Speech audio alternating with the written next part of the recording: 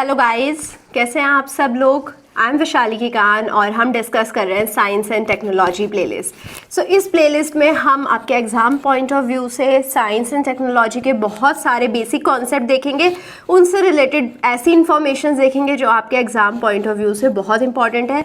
अब इस प्लेलिस्ट को कैसे कवर करेंगे, बहुत ही इजी वे में और बहुत ही फास्ट वे में, जस्ट आपका रिवीजन हो जाए इस तरीके से कवर करेंगे, right. So let's start our discussion with the first topic, जो कि है crop production and management. Crop production और मैनेजमेंट होता क्या है, क्रॉप्स क्या होती है ये देखेंगे, एग्रीकल्चर क्या होता है, एग्रीकल्चर करने के लिए कौन कौन से प्रोसीजर्स होते हैं, कौन कौन सी प्रैक्टिसेस होती हैं, कौन कौन से टूल्स रिक्वायरमेंट होते हैं, राइट, कितने टाइप्स की क्रॉप्स होती हैं, ये सब चीज़ें हम इस वीडियो में देखेंगे। तो एग्जाम पॉइंट ऑफ व्यू से बहुत इंपॉर्टेंट वीडियो है। So let's start our discussion with the introduction of the crop. Crop introduce कब हुआ? पहले के जो इंसान थे वो थे नोमैडिक। नोमैडिक मतलब जिनका घर नहीं था, जो इधर से उधर एक जगह से दूसरी जगह घूमते रहते थे, उनका कोई एक जगह पे घर नहीं था, वो कहीं पर क्रॉप नहीं उगाते थे, राइट। अब जो वो खाते क्या थे, फिर जो भी उन्हें मिल जाता था, रॉ फ्रूट, रॉ वेजिटेबल बिना पकाए खाते थे, या फिर एनिमल हंटिंग करते थे, एनिमल्स को खाते थे। तो वो थे नोमैडिक पीपल, जो कि बात है 10,000 BCE की, राइट। उसके बाद क्या हुआ, लोगों ने सेटल डाउन करना स्टार्ट करा, एक जगह पर रहना स्टार्ट करा। जब वो एक जगह पर रहने लगे तो उनने क्रॉप उगाना स्टार्ट करा। क्रॉप उगाना मतलब उन्होंने एक ही टाइप के प्लांट एक ही जगह पर कल्टीवेट करने स्टार्ट करे, राइट। अगर मैं राइस के प्लांट उगा रही हूँ तो राइस के प्लांट सारे एक जगह पर उगाऊंगी, तो वो क्रॉप होता है।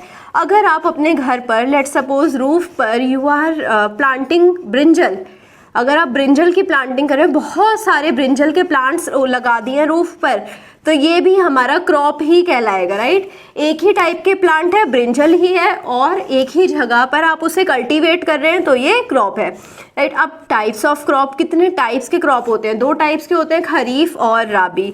खरीफ क्या है? Kharif it's sown in the rainy season. अब इंडिया एक ऐसा लैंड है जहाँ पर डिफरेंट टाइप का मॉनसून है, अलग अलग जगह पर अलग अलग मॉनसून का टाइम होता है, अलग अलग जगह पर अलग अलग टेम्परेचर कंडीशन है, राइट। तो अलग अलग जगह के क्लाइमेट अलग अलग हो जाते हैं। तो अब हम क्या करें, मतलब अलग अलग जगह पर जो क्रॉप प्रोड्यूस होगा वो भी अलग अलग होगा। कैसे इनको क्लासीफाई कैसे करें? तो 2 टाइप, मेन टाइप में क्लासीफाई हुआ है, जिसे पूरे कंट्री में फॉलो किया जाता है, विच इज खरीफ एंड राबी।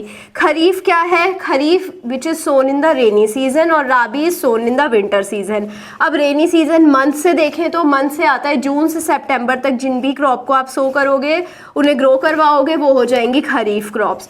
अब अक्टूबर से लेकर मार्च तक जिन भी क्रॉप्स को सो करवाओगे, उन्हें ग्रो करवाओगे, वो हो जाएंगी राबी क्रॉप्स। एग्जाम्पल देख लेते हैं इनके।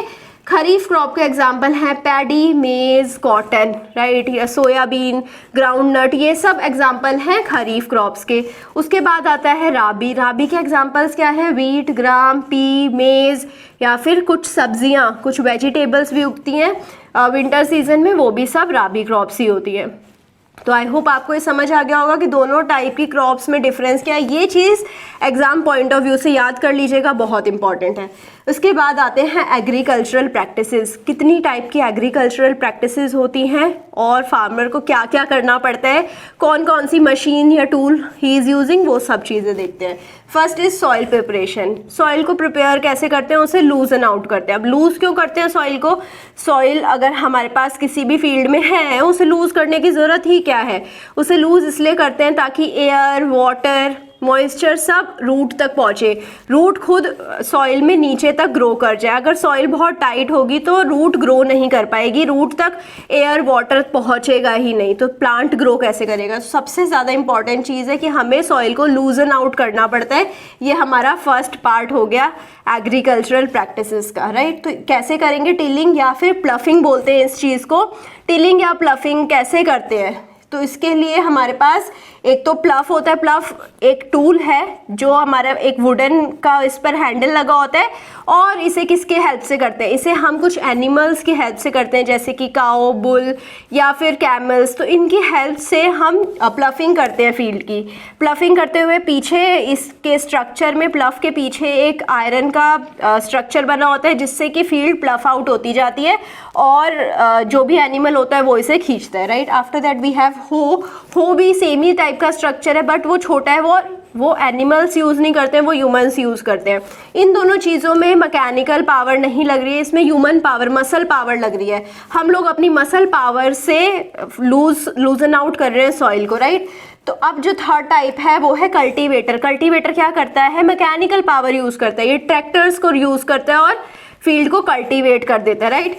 सो हमारे पास फील्ड में कभी कभी बड़े बड़े क्रम्स होते हैं। क्रम्स क्या होता है, बहुत बड़े बड़े सॉइल के पार्टिकल्स जो आपस में बहुत चिपक गए हैं, ये एक पत्थर जैसा कुछ स्ट्रक्चर बन गया है, उसे हमें ब्रोक करना पड़ता है जिससे कि यहाँ पर प्रॉपरली कोई भी प्लांट ग्रो कर पाए। तो ये सब चीज़ें आ जाती हैं सॉइल प्रिपरेशन में। सॉइल प्रिपरेशन आपको बहुत अच्छे से समझ आ गया होगा। अब now we are moving to sowing. Sowing क्या होता है, हम जो भी हमारे सीड्स हैं उसे सॉइल के अंदर आप पुट कर रहे हैं। तो अब सीड किस टाइप के होने चाहिए, सीड जो भी हमारे पास है वो गुड क्वालिटी सीड होने चाहिए। अब कैसे पता करेंगे कि कौन सा सीड गुड क्वालिटी सीड और कौन सा नहीं है, हम वाटर ले लेंगे, वाटर में सीड को डालकर देखेंगे, अगर सीड वाटर में ऊपर आ गया तो वो गुड क्वालिटी सीड नहीं है, उसे इंसेक्ट ने अंदर से खा लिया है, वो खोखला है, राइट। तो अगर गुड क्वालिटी सीड देखना है तो वो वाटर में नीचे चला जाएगा, राइट।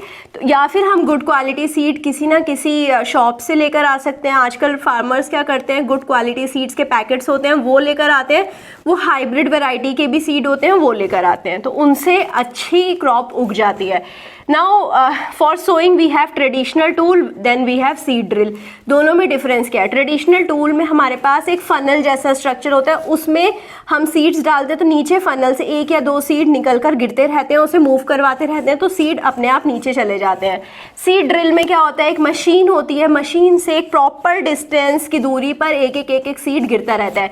अब फ़र्क क्या है, सीड ड्रिल में सिर्फ एक सीड जाएगा और एक ही सीड प्रॉपर डिस्टेंस की दूरी पर चला जाएगा सॉइल के अंदर, और सॉइल कवर भी हो जाती है। ट्रेडिशनल टूल में हमारे कभी कभी जो सीड्स होते हैं वो ऊपर ही रह जाते हैं, सॉइल पर कवर अप नहीं हो पाते, और कभी कभी 3 या 4 सीड्स एक ही जगह पर, एक ही लोकेशन पर गिर गए हैं, जिसकी वजह से ओवर क्राउडिंग हो जाता है प्लांट्स का ओवर क्राउडिंग मतलब एक ही जगह पर बहुत सारे प्लांट्स उग गए हैं, और उसकी वजह से क्या होएगा, वो सनलाइट के लिए कम्पीट करेंगे आपस में, न्यूट्रिएंट्स के लिए कम्पीट करेंगे, एयर के लिए कम्पीट करेंगे, और उनकी ग्रोथ अच्छी नहीं हो पाएगी।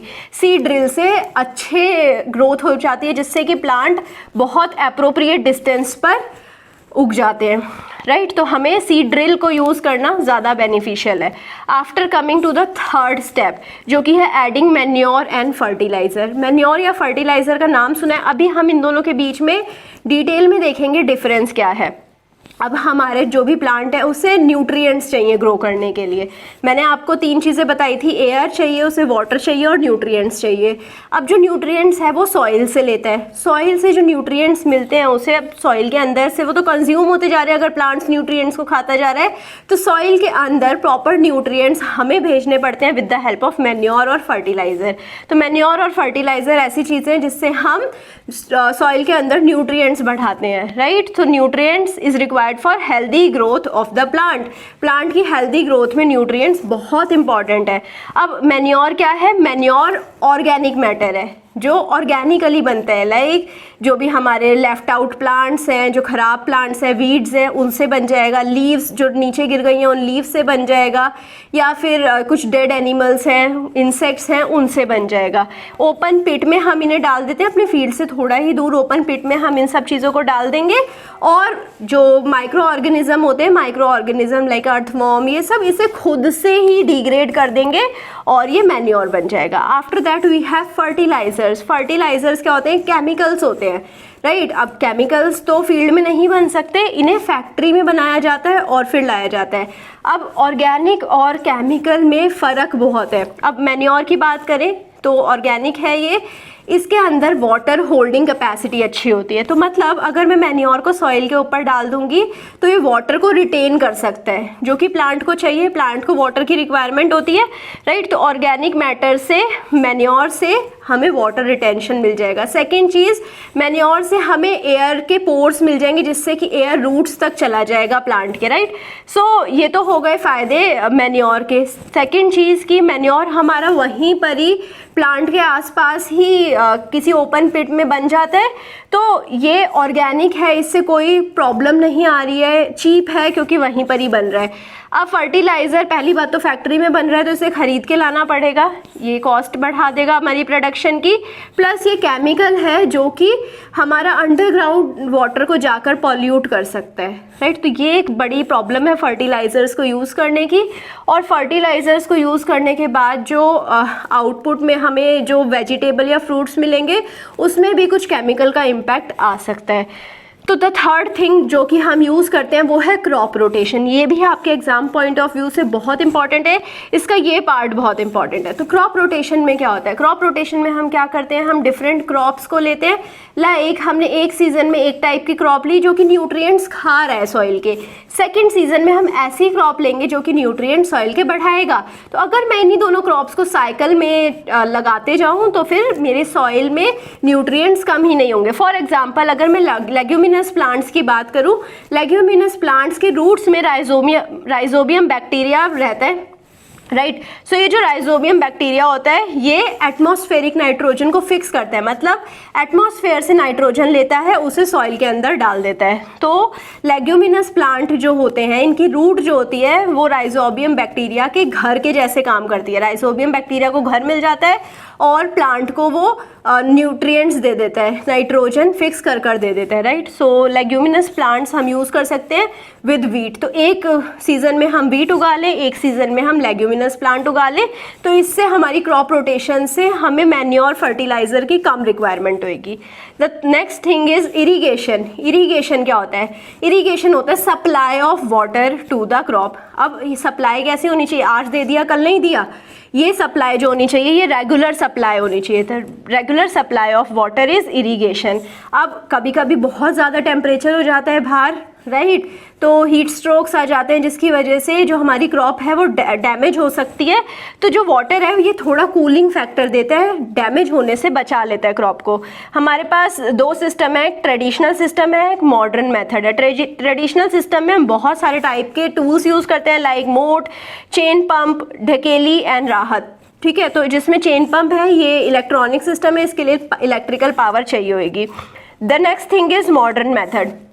मॉडर्न मेथड में हम स्प्रिंकलर यूज़ करते हैं या फिर हम ड्रिप सिस्टम यूज़ करते हैं। ड्रिप सिस्टम क्या होता है? ड्रिप सिस्टम से एक पर्टिकुलर पॉइंट पे ड्रॉप बाय ड्रॉप हमारा वाटर जाता है, राइट, सीधा रूट्स की तरफ जाता है, तो वाटर वेस्टेज नहीं होता।